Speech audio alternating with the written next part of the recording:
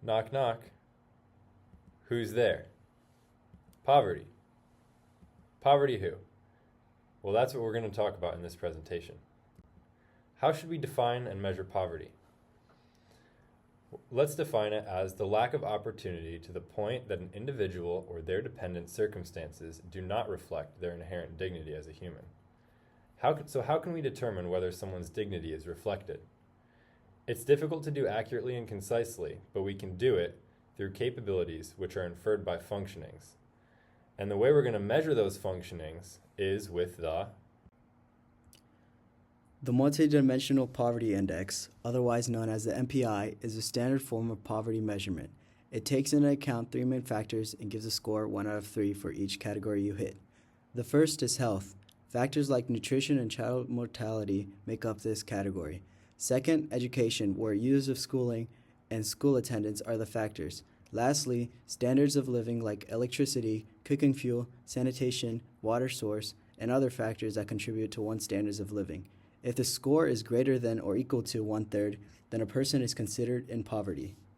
The MPI can be applied to all parts of the world and is the only poverty index that puts a strong emphasis on the capabilities that a person has by measuring functionings. So, let's talk about where the MPI is applicable. We are using the United Nations' MPI, which is a measure of extreme poverty, so it is not going to yield a significant poverty rate for the US as well as many other affluent countries. That does not mean that there are not people in poverty in the US, and it doesn't mean that there are a lack of struggling people. It just means that extreme poverty is very rare based on this approach that looks at functionings, at least as far as affluent countries go. The people in countries with a significant MPI rate are generally worse off in terms of well-being, at least compared to people in affluent countries like the US, which have a near zero MPI rate. So, what are capabilities? First, let's talk about Martha Nussbaum. She is a poverty philosopher who, along with Amartya Sen, another poverty philosopher, created a term to describe the total set of outcomes for a particular person. These are capabilities. She states that they are the answer to the question, what is each person able to do and be? So we have these pictures over here, like a guy cooking food and someone riding a bicycle. These are possible capabilities someone could have. She has a list of 10 of these capabilities that have to be fulfilled for someone to live a life worthy of human dignity. These are things less like riding a bike and cooking and more like, do you have housing? Do you have health care? Stuff like that. Unfortunately, these capabilities are hard to measure and express concisely, but the MPI gives a close approximation of capabilities. The MPI measures functionings, which can be used to infer capabilities. Some of Nussbaum's capabilities correspond to the functionings that the MPI measures. If these functionings are present, it is signified that the capabilities were present as well. What is less obvious is that functionings may signify capabilities other than the ones that they correspond to as well. For example, if everyone in a given family is well nourished, they presumably have the capability to hunt or go to the store to get food. Therefore, the MPI can help determine whether someone is living a life worthy of human dignity by giving us a rough approximation of capabilities inferred through functionings. Then, a poverty threshold is determined and we can measure poverty because we have this rough approximation of capabilities inferred through functionings. A counter to the MPI would be that it is difficult to gather data and that it does not factor in annual income. The OPM, on the other hand, addresses those two issues directly with its faster ability to gather and analyze trends over time, and it can measure annual pre-tax income.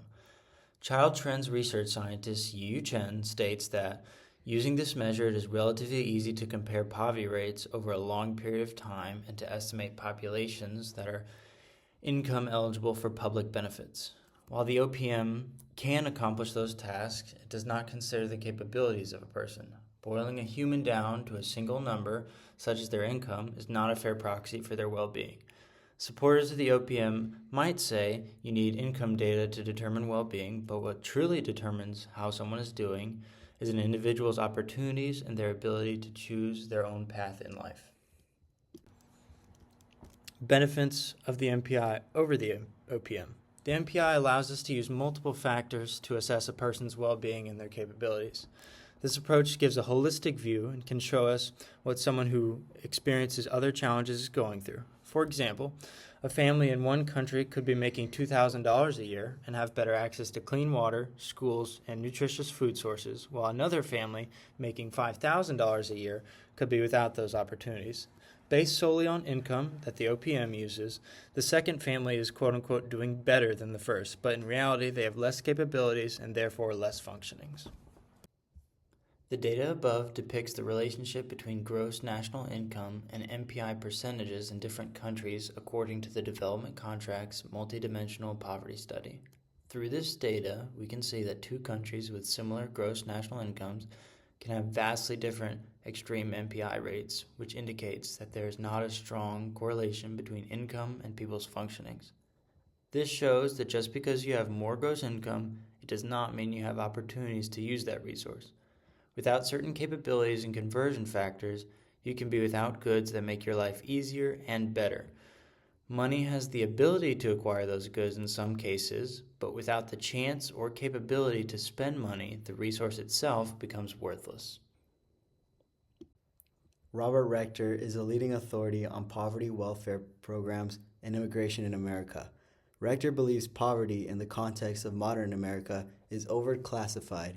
He states that the U.S. Census reports exaggerate numbers and points out that the amount of people in poverty has remained stagnant. Rector quotes American political scientist James Q. Wilson in saying, "The poorest Americans today live a better life than all but the richest persons 100 years ago," and states that today's poor has a car and air conditioning, 2 colored televisions, a video game console, cable or satellite TV, a DVD player, and a VCR. The material wealth Rector is using to compare his understanding of the government's definition of poor is only a portion of what makes someone live in poverty. However, using what someone has and not acknowledging what they don't is not a stable argument to argue whether or not someone is in poverty. Having non-essentials does not take away the ability to access food, have a stable job, or anything else that contributes to the capabilities of a person.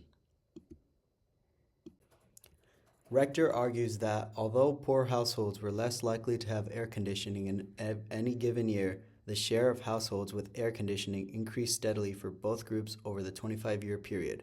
By 2005, the two rates converged as air conditioning became nearly universal in U.S. society. However, in 2005, it was very difficult to avoid the modern air conditioning unit. In the same year, 83% of total households have air conditioning, meaning that the households including poor households, resulting in a very obvious correlation. Additionally, many households do not own their home.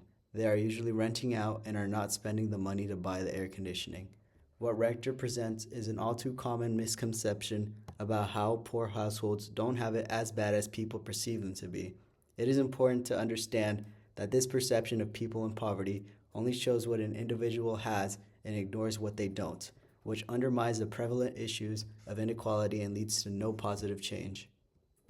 All right, and there's our sources. Thanks for watching.